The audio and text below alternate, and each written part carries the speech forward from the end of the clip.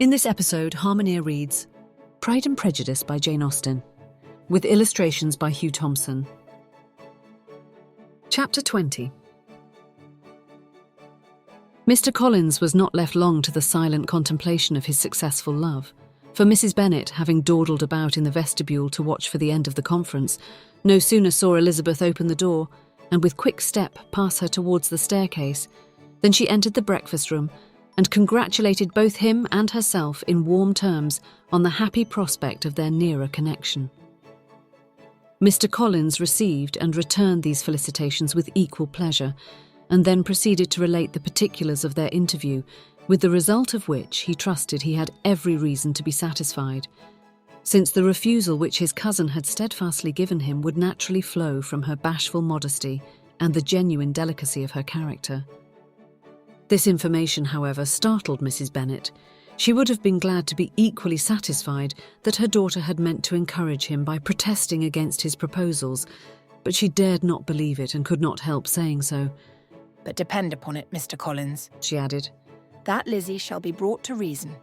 I will speak to her about it myself directly. She is a very headstrong, foolish girl and does not know her own interest, but I will make her know it." "Pardon me for interrupting you, madam," cried Mr. Collins, "but if she is really headstrong and foolish, I know not whether she would altogether be a very desirable wife to a man in my situation, who naturally looks for happiness in the marriage state. If therefore she actually persists in rejecting my suit, perhaps it were better not to force her into accepting me, because if liable to such defects of temper, she could not contribute much to my felicity." "Sir, you quite misunderstand me," said Mrs. Bennet, alarmed. "Lizzie is only headstrong in such matters as these. In everything else, she is as good-natured a girl as ever lived. I will go directly to Mr. Bennet, and we shall very soon settle it with her, I am sure." She would not give him time to reply, but hurrying instantly to her husband, called out as she entered the library, "Oh, Mr. Bennet, you are wanted immediately. We are all in an uproar. You must come and make Lizzie marry Mr. Collins, for she vows she will not have him. And if you do not make haste, he will change his mind and not have her." Mr. Bennet raised his eyes from his book as she entered and fixed them on her face with a calm unconcern, which was not in the least altered by her communication. "I have not the pleasure of understanding you," said he when she had finished her speech. "Of what are you talking?" "Of Mr. Collins and Lizzie. Lizzie declares she will not have Mr. Collins, and Mr. Collins begins to say that he will not have Lizzie." "And what am I to do on the occasion? It seems a hopeless business." "Speak to Lizzie about it yourself. Tell her that you insist upon her marrying him." "Let her be called down. She shall hear my opinion." Mrs. Bennet rang the bell, and Miss Elizabeth was summoned to the library. "Come here, child," cried her father as she appeared. "I have sent for you on an affair of importance. I understand that Mr. Collins has made you an offer of marriage. Is it true?" Elizabeth replied that it was. "Very well, and this offer of marriage you have refused?" "I have, sir." "Very well. We now come to the point. Your mother insists upon your accepting it. Is it not so, Mrs. Bennet?" "Yes, or I will never see her again." "An unhappy alternative is before you, Elizabeth. From this day, you must be a stranger to one of your parents. Your mother will never see you again if you do not marry Mr. Collins, and I will never see you again if you do." Elizabeth could not but smile at such a conclusion of such a beginning, but Mrs. Bennet, who had persuaded herself that her husband regarded the affair as she wished, was excessively disappointed. "What do you mean, Mr. Bennet, by talking in this way? You promised me to insist upon her marrying him." "My dear," replied her husband, "I have two small favors to request. First, that you will allow me the free use of my understanding on the present occasion, and secondly, of my room. I shall be glad to have the library to myself as soon as may be." Not yet, however, in spite of her disappointment in her husband, did Mrs. Bennet give up the point. She talked to Elizabeth again and again, coaxed and threatened her by turns. She endeavoured to secure Jane in her interest, but Jane, with all possible mildness, declined interfering, and Elizabeth, sometimes with real earnestness, and sometimes with playful gaiety, replied to her attacks. Though her manner varied, however, her determination never did. Mr. Collins, meanwhile, was meditating in solitude on what had passed. He thought too well of himself to comprehend on what motive his cousin could refuse him, and though his pride was hurt, he suffered in no other way.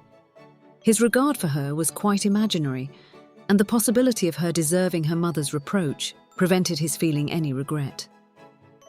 While the family were in this confusion, Charlotte Lucas came to spend the day with them. She was met in the vestibule by Lydia, who, flying to her, cried in a half-whisper, "I am glad you are come, for there is such fun here. What do you think has happened this morning? Mr. Collins has made an offer to Lizzie, and she will not have him."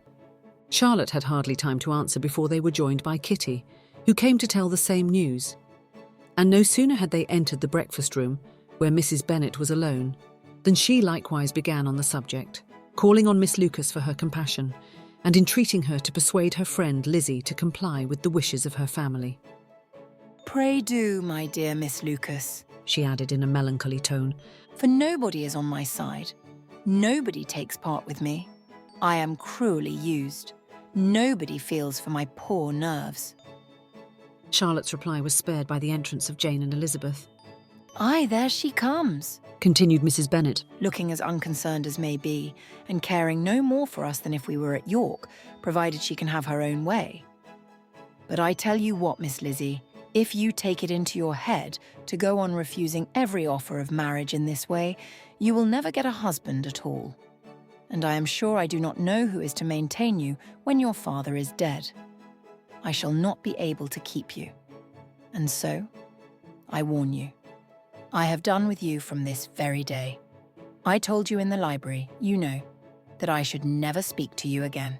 And you will find me as good as my word.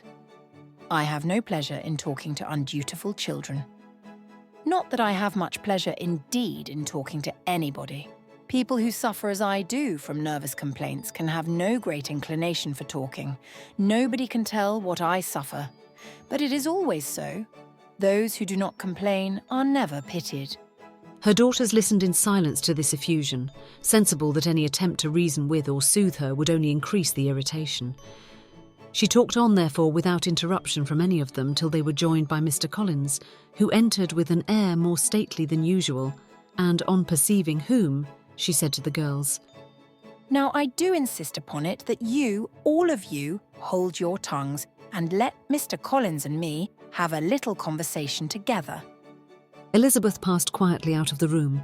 Jane and Kitty followed, but Lydia stood her ground, determined to hear all she could, and Charlotte, detained first by the civility of Mr. Collins, whose inquiries after herself and all her family were very minute, and then by a little curiosity, satisfied herself with walking to the window and pretending not to hear.